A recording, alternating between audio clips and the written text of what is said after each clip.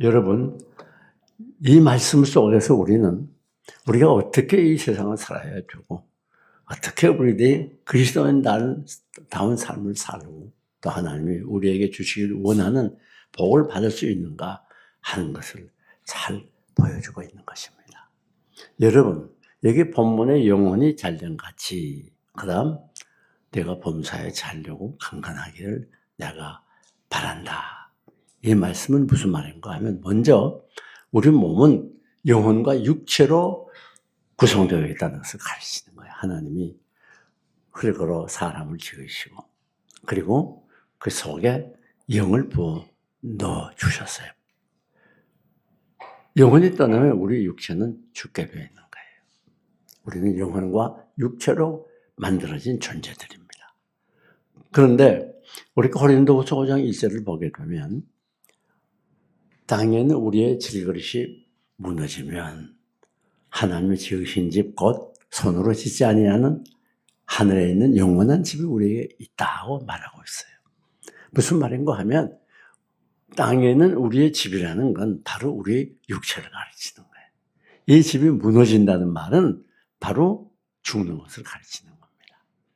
여러분, 우리는 세상에 살다가 우리 육체는 죽을 때가 있습니다. 그리고 죽어 없어지게 돼요. 그러나 중요한 것은 우리 영은 영원한 몸을 입어서 하늘나라에 하나님이 지으신 집에 가서 거하게 된다는 겁니다. 참 대단히 놀라운 사실이죠. 그런데 중요한 것은 뭔가 하면, 우리가 이 세상 살면서 육체보다는 영혼이 잘 되도록 살아야 된다는 거예요. 즉 우리 삶의 순서와 절차가 필요하다는 것입니다. 육체를 무시하라는 게 아니라 육체보다는 영혼을 중심으로 해서 살아야 된다는 거예요.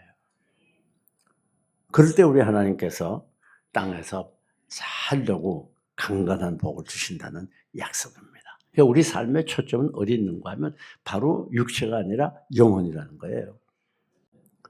그래서 예수님께서 뭐라고 말씀하셨죠? 마태복음 6장에 너희가 먼저 그의 나라와 그의 의를 구하라. 그리하면 이 모든 것을 너에게 더하시리라. 참 놀라운 말씀이에요.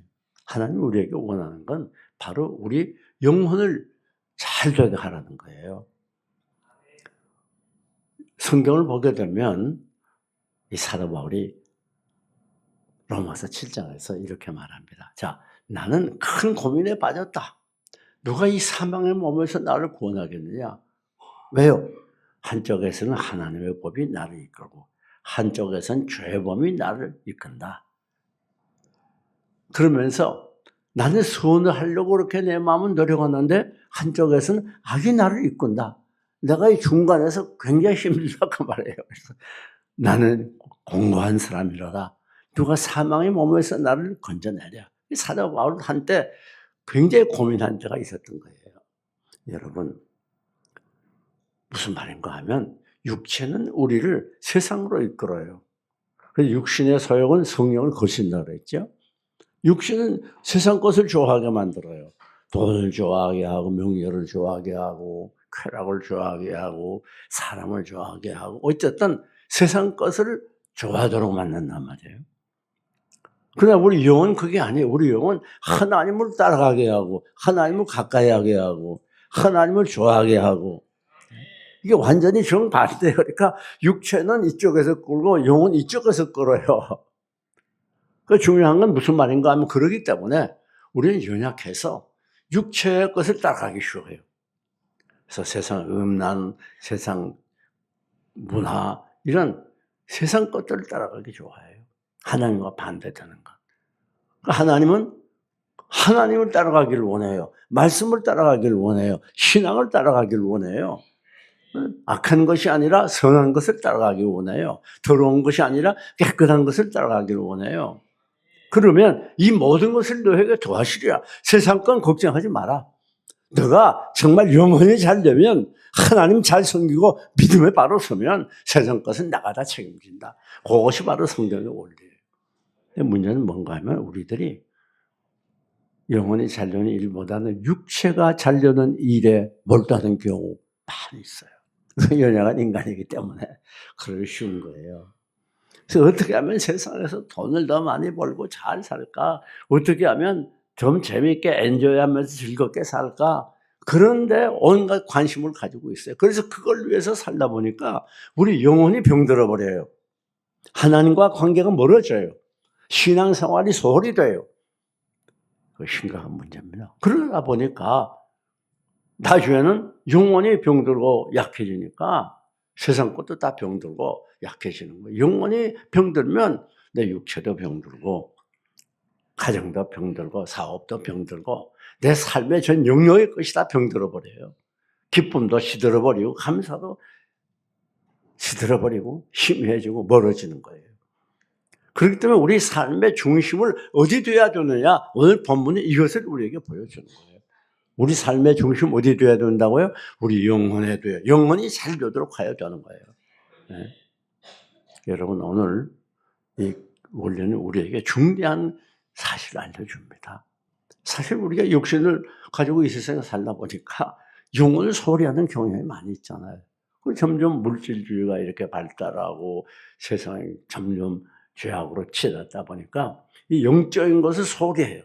보다 육신 생활에 몰입하고 육신 생활을 위해서 뛰어다니다 보니까 우리의 영혼은 소홀히 되고 늘 예수 믿어도 영혼이 클클하고 답답하고 짜증나고 죽고 싶고 그냥 난 미혹이 나고. 네? 그 왜 그런가 하면 영혼이 병들어서 사랑하는 여러분, 오늘 말씀을 통해서 여러분이 영혼이 잘 되시기를 주님의 이름으로 축원합니다. 영혼이 잘 돼야 그게 육체가 잘 되는 거예요. 하나님의 은혜와 복이 들어오는 거예요. 여러분, 육체가 잘 되는 거 그건 복이 아니에요. 육체는 잘 되게 되면 자칫하면 큰일 나요. 하나님이 기뻐하잖아요. 잘 되는 것 같아도 우리 하나님의 사람들은 정신 차려야 돼요. 그때 더 정신 차리고 내가 하나님을 잘 섬기느냐 안 섬기지 않느냐 그걸 알아야 돼요. 여러분 베드로가 왜 예수님의 제자가 됐는가 하면 한 마리 고기도 잡지 못했을 때 실망과 낙심 속에 있을 때 예수님이 찾아오셔서 고기를 많이 잡지 않았습니까? 2배 가득 잡았잖아요. 그런데 그때 그 많은 재산을 가지고 세상 것을 위해 사용하고 기뻐하고 즐거워하고 잔치한 게 아니라 예수님 앞에 무릎을 꿇고 주님 앞에 겸손히 엎드렸어요. 주여 나를 떠나소서. 그게 베드로의 위대성이에요. 그렇기 때문에 무슨 말입니까? 영혼을 잘 되게 했다는 거예요. 베드로는. 영적인 사실에 대해서 깊은 관심을 가지고 그 영적인 문제에 마음을 두은 거예요. 그러니까 예수님이 내가 이제부터는 사람 낳는 어부가 되리라. 큰 복을 주신 거예요. 자, 여러분 그러면 영혼이 잘 되는 특징이 뭔가? 우리가 그가 영혼이 잘 되는 걸 어떻게 알 수 있는가? 첫째는 그의 믿음을 보면 압니다. 그 사람 믿음이 살아있고 능력 있는 믿음, 죄와 세상을 끊어버리고 깨끗하게 살아가는 믿음. 어떤 환난 시련 속에서 낙심하고 절망하고 뒤로 물러가지 아니하고 오히려 기뻐하고 찬송하면서 그 시련을 넉넉히 이기는 믿음. 환난과 핍박의 바람이 불어와도 뒤로 낙심하지 않고 오히려 하나님을 찬송하며 감사하며 살아가는 견고하여 흔들리지 않는 믿음. 그런 믿음을 보니까 영혼이 참 잘 되어 있구나. 그걸 알 수 있는 거예요. 정말 어려움이 있어도 낙심하고 좌절하고 넘어지고 아직 예수 믿는다 하면서 악한 이 습관을 끊어버리지 못하고 악한 습관에 매여서 정속되어 있고 노예 생활하고 영혼이 병들어서 그래요. 그 믿음을 보면 그 영혼이 잘 되어 있는지 알 수 있다. 두 번째 이 영혼이 잘 된 특징은 뭔가 하면 소망이 있어요. 소망. 여러분 이 세상에는 참된 소망이 없습니다. 전부 절망이에요. 왜요? 죄성을 가지고 있기 때문에. 이 죄가 자체가 바로 절망이에요. 절망. 죄는 우리에게 뭘 가져다 주죠? 절망을. 왜? 죄값은 사망이기 때문에. 그래서 사망에 이르는 고통, 그게 바로 스트레스요, 고민이요, 절망이요, 좌절. 그게 전부 사망에 이르는 고통들이에요. 왜요? 영혼이 병들어서 그래요. 영혼이 잘 안 돼요. 육체는 잘 돼요.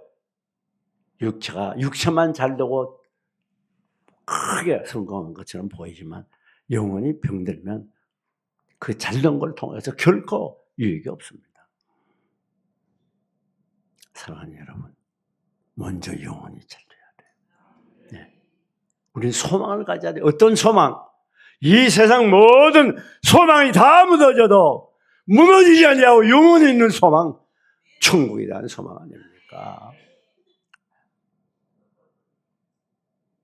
이 세상에 있는 장막집이 무너지면 하나님이 지으신 집, 그 손으로 짓지 아니한 하늘에 있는 영원한 집이 내게 있나니 사도 바울은 이 소망을 가지고 살았어요. 여러분, 사도 바울뿐 아닙니다. 요한 사도도 요한복음 14장 1절을 보면 너희는 마음에 근심하지 말라. 하나님을 믿으니 또 나를 믿으라. 내 아버지 집에 거할 것이 많더라. 내가 너희를 위하여 젖을 예배라 가느니 가서 젖을 예배하면 다시 와서 내가 나 있는 것에 너희를 있게 하리라. 그러니까 우리 하나님은 여러분을 위해서 이미 하늘나라의 집을 다 준비해 놓았습니다. 영원히 살 집, 영원히 쇠하거나 낡거나 무너지지 아니하는 집, 황금보석 꿈인 집, 그 집을 준비해 놓고 있어요. 그래서 여러분이 이 세상에 살면서 세상 것들 때문에 낙심하지 말아요. 할렐루야! 이 하늘나라에 대한 소망이 있는 이상 우리 세상에 아무리 우리를 넘어뜨려고 공격이 와도 결코 넘어지지 않습니다. 사랑하는 교회 여러분, 이런 소망을 가지고 사는 사람이 바로 영혼이 잘 되는 사람이에요. 영혼이 잘 된 특징이에요. 우리 영혼이 잘 되는 사람들, 천국을 소망하고 사는 사람들은 사는 방법이 세상 사람들과 완전히 다릅니다. 우리는 날짜 때가 되면 하나님께 나와 예배해야 되고 하나님께 나와 봉사하고 헌신하고 이 험한 세상에 불이익을 당해도 믿음으로 말씀으로 살아보려고 애를 쓰고 진력하는 게 완전히 삶의 자세가 다른 거예요. 믿음으로 한 걸음 한 걸음 주님 인도 따라가다가 어느 날 하나님이 우리의 생명을 부르시면 우리가 하나님의 보좌 앞에 설 사람들 아닙니까? 사랑하는 여러분, 뿐만 아닙니다.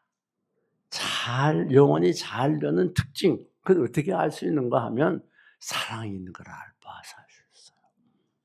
여러분, 영혼이 잘 되는 사람은요, 사랑이 꽉 차 있습니다. 뭐 사랑하라 해서 사랑하는 게 아니고 하나님이 주시는 사랑을 꽉 차요. 왜? 주님이 우리 위해서 이 땅에 오셔서 머리에 가시관 손발에 옆구리에 창을 찔리고 피와 땀과 진액을 다 쏟아 생명보로 주어주셨기 때문에 우리는 주님이 나를 먼저 사랑했기 때문에 나도 주님을 사랑하는 거예요. 네. 근데 우리 그리스도인의 하나님께 대한 사랑은 특징이 있습니다. 이것은 무조건적인 사랑입니다. 오늘날 많은 교인들이 어디서 넘어지는가 하면 신앙생활을 하면서도 굉장히 열심히 있어 보이면서도 조건적인 사랑을 해요, 하나님께. 내가 하나님이 잘 되고 형통하고 내 기도가 응답되면 감사하고 기뻐하고 열심히 내고 내 하나님이 잘 안 되고 문제가 생기고 막히면 그리고 손해보고 실패하면 원망 불평하고 낙심하는 경우가 너무 많이 있어요. 왜? 하나님께 대한 조건적인 사랑하기 때문에. 하나님은 우리에게 무조건적인 사랑을 하신 분이에요. 우리가 뭐가 잘나고 똑똑하고 공로가 있어서 우리 사랑한 게 아니에요. 꼭 기억해야 됩니다. 여러분, 우리가 이 사실을 우리뿐 아닙니다. 인간 다 약하기 때문에 성경에서도 그런 걸 찾을 수가 있어요. 여러분, 우리가 이사야를 보게 되면 이사야 49장 14절에 여호와께서 어찌하여 나를 버리시며 주께서 나를 잊으셨다 하였거니와. 무슨 말입니까? 당시에 있던 분들도 하나님 믿으면서도 하나님 나 버렸어. 하나님 나 잊어버렸어. 나 이제 기억하지 않아. 나 다 버렸어. 그렇게 생각하고 말하는 때가 있었단 말이에요. 네. 그때나 지금이나 다 똑같아요. 오늘 우리도 그렇지 않습니까? 예수 믿다가 아이고 아무리 이렇게 나도 그렇고 온 가정이 열심히 신앙생활하고 기도하고 믿음으로 살려고 몸부림치는데 왜 이렇게 일이 풀리지 않고 그것도 어제 오늘 한 달 두 달도 아니고 5년 10년이 계속되는지 하나님이 정말 나 기억하고 있나? 나 잊어버리지 않았어? 하나님이 정말 나를 버리지 않았어? 그렇게 생각할 때가 있을 수 있단 말이에요. 왜? 우리는 연약해요. 우리가 완전한 사람이 아니에요. 그러니까 우리들이 하나님을 믿어도 우리 영혼이 잘 될 때도 있지만은 때로는 병들고 낙심하고 넘어질 때도 얼마든지 있는 거예요. 그런데 여러분 영혼이 잘 되는 사람은 어떤 상황에도 낙심하지 않습니다. 하나님 나 버리지 않아. 내가 세상 끝날까지 너를 떠나지 아니하며 버리지 아니하리라. 약속하신 말씀 붙들고 늘 하나님 의지하고 믿음으로 살아가면 왜? 영혼이 잘된 사람이다. 영혼이 잘못되면 낙심해요. 뿐만 아닙니다. 비슷한 말씀을 또 찾을 수 있어요. 이사야 40장 27절을 보면 거기도 이런 말이 나오죠. 야곱아 네가 어찌하여 말하며 이스라엘아 네가 이르기를 내 길은 여호와께 숨겨졌으며 내 성사는 하나님에게서 벗어난다. 이게 무슨 말인가 하면 그때 당시에 이스라엘 백성도 그 야곱과 이스라엘 나오는 건 하나님 믿는 백성들을 말하는 거예요. 뭐라고 말했죠? 내 길은 어떻게 해서 하나님께 숨겨졌어? 왜 그런가 하면 가는 길이 자꾸 막혀 일이 되지 않아요. 실패해요. 넘어져요. 하나님께서 내 길 열지 않아. 하나님이 나한테 무관심해. 내 길 이제 다 하나님이 숨겨놨어. 그럴 수가 있다는 말이에요. 왜? 수천 년의 이스라엘 백성들이 그랬거든요. 우리와 똑같은 인간이거든. 내 성사는 하나님에게서 벗어났어. 무슨 말인가 하면 내가 아무리 하나님께 기도하고 성사하고 아뢰어도 응답이 안 돼. 하나님이 내 기도는 제쳐놨어. 그 말이에요. 네? 내가 아무리 하나님께 소원을 아뢰도 하나님 모른다고 그러는 고개 돌렸어. 그 말이에요. 무관심해 나에게 대해서. 우리도 그럴 때 많잖아요. 여러분 영혼이 잘 되려면 어떻게 해야 되는가? 첫째는 그때그때마다 범하는 죄를 회개하고 말씀대로 순종하는 겁니다. 여러분 말씀대로 순종하면 자연히 영혼이 잘 되게 돼 있어요. 말씀대로 불순종하면 영혼이 병들어 버려요. 네. 비록 말씀 순종이 현실에 힘들고 불이익을 당하고 왕따가 되고 손가락질 받을지라도 희생이 돼도 우리는 끝까지 말씀을 순종하면서 한 걸음 한 걸음 주님 뒤를 따라가야 돼요. 그러다 보면 영혼이 잘 되게 되고 영혼이 잘 되면 범사가 잘 되고 형통하고 강건하게 됩니다. 이 세상 모든 것을 다 받는 복을 받게 돼요. 왜 제 말이 아니잖아요. 이 모든 것을 내게 더하시라고 했잖아요. 네. 하나님은 실수하지 않는 하나님은 정확해요. 하나님은 세밀해요. 하나님을 믿는 소자 하나에게 냉수함으로 주는 그것까지 보시고 상을 베풀 정도로 세밀하고 정확한 분이에요. 영혼이 잘 되는 거 이게 가장 큰 복이에요. 여러분 영혼이 잘 되면 어떻게 돼요? 이웃을 사랑하게 돼요. 네. 나에게 어떻게 하나님과 관계없이 내가 사랑하게 돼요. 욕을 먹으면서도 그냥 사랑에 불살라서 잘해주게 돼요. 그건 내 마음대로만 하는 게 아니라 하나님의 영이 사랑의 영이 내게 충만하니까.